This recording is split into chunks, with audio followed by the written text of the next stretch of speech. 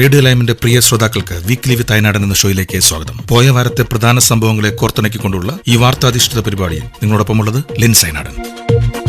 ആഗോള പ്രതിസന്ധികൾക്കിടയിലും ഇന്ത്യയും യൂറോപ്യൻ യൂണിയനും ചരിത്രപരമായ വ്യാപാര കരാറിൽ ഒപ്പുവെച്ചു. അമേരിക്കയുടെ ശക്തമായ എതിർപ്പിനിടെയാണ് ഇന്ത്യയുടെയും യൂറോപ്യൻ യൂണിയന്റെയും നിർണായക നീക്കം. പ്രധാനമന്ത്രി നരേന്ദ്രമോദിയാണ് ഔദ്യോഗികമായി ഇക്കാര്യം അറിയിച്ചത്.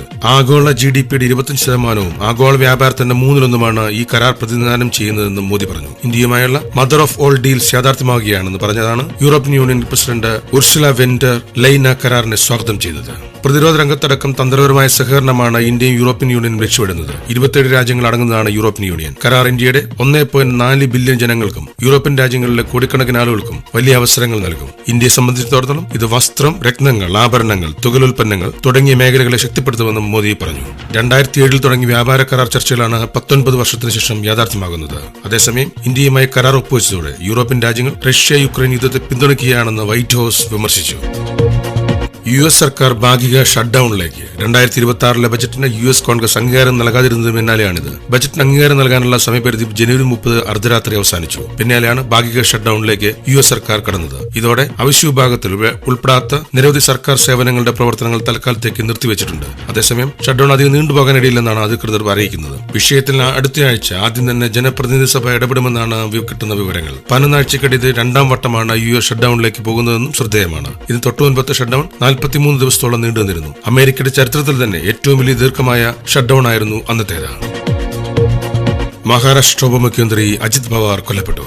ജനുവരി 28-നാണ് ബരാമതി വിമാനത്താവളത്തിന് സമീപമുണ്ടായ വിമാനാപകടത്തിൽ കൊല്ലപ്പെട്ടത്. വിമാനത്താവളത്തിൽ അടിയന്തര ലാൻഡിംഗ് നടത്തുന്നതിടെയാണ് അജിത് പവാർ സഞ്ചരിച്ചിരുന്ന പ്രൈവറ്റ് ജെറ്റ് വിമാനം നിയന്ത്രണം നഷ്ടപ്പെട്ട് തകർന്നു വീണത്. ലാൻഡ് ചെയ്യുന്ന സമയത്ത് നിയന്ത്രണം നഷ്ടപ്പെടുകയും തകർന്നു വീണതിന് പിന്നാലെയാണ് വിമാനം 2ആയി പിളരുകയായിരുന്നു. തുടർന്ന് വിമാനം പൂർണ്ണമായി കത്തിയിരിക്കുകയായിരുന്നു. മഹാരാഷ്ട്രയിലെ രാഷ്ട്രീയ ജനങ്ങൾ നിർണായക ഇടപെടൽ നടത്തിയ ജനനേതാവാണ് അജിത് പവാർ. 8 തവണ നിയമസഭാംഗവും 5 തവണ ഉപമുഖ്യമന്ത്രിയും മന്ത്രിയുമായിരുന്ന അജിത് പവാർ NCPയുടെ ഒരു മുഖമായിരുന്നു. അതേസമയം മഹാരാഷ്ട്രയുടെ പുതിയ ഉപമുഖ്യമന്ത്രിയായി സുനേത്ര പവാർ സത്യപ്രതിജ്ഞ ചെയ്യും. വിമാനാപകടത്തിൽ മരിച്ച അജിത് പവാറിന് പകരമായി അദ്ദേഹത്തിന്റെ പത്നിയെ ഉപമന്ത്രി പദവിയിലേക്ക് കൊണ്ടുവരാനുള്ള നിർദ്ദേശം പാർട്ടി നേതൃത്വം അംഗീകരിച്ചതായി NCPയുമായി ബന്ധപ്പെട്ട വൃത്തങ്ങൾ അറിയിച്ചു. എക്സൈസ്, കായിക വകുപ്പുകൾ സുനേന്ദ്രയ്ക്ക് നൽകുമെന്നാണ് വിവരം. ബജറ്റ് അടുത്തതിനാൽ ധനകാര്യ വകുപ്പ് ഫട്നാവിസിന് തന്നെ കൈകാര്യം ചെയ്യും. ശേഷം NCPക്ക് കൈമാറും. നിലവിൽ രാജ്യസഭാ MP സുനേത്ര പവാർ.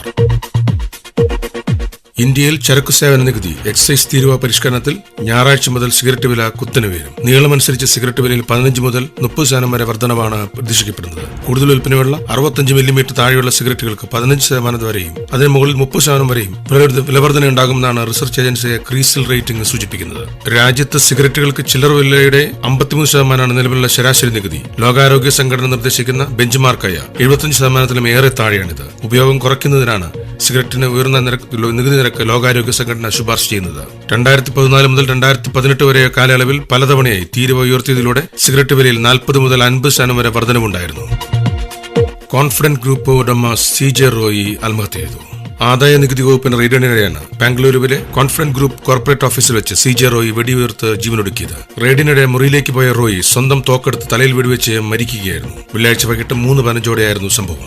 അതേസമയം CJ റോയിയുടെ മരണത്തിൽ ആദായ നികുതി വകുപ്പിനെതിരെ ആരോപണവുമായി കോൺഫിഡന്റ് ഗ്രൂപ്പ് രംഗത്ത് വന്നിട്ടുണ്ട്. ആദായ നികുതി വകുപ്പ് നിരന്തരം റോയി സമ്മർദ്ദത്തിലാക്കിയെന്നാണ് കോൺഫിഡന്റ് ഗ്രൂപ്പിന്റെ ആരോപണം. ഇതാണ് ആത്മഹത്യയിലേക്ക് നയിച്ചതെന്നും കോൺഫിഡന്റ് ഗ്രൂപ്പ് ലീഗൽ അഡ്വൈസർ ആരോപിച്ചു. CJ റോയിയുടെ സഹോദരനും സമാന ആരോപണവുമായി രംഗത്തെത്തിയിട്ടുണ്ട്.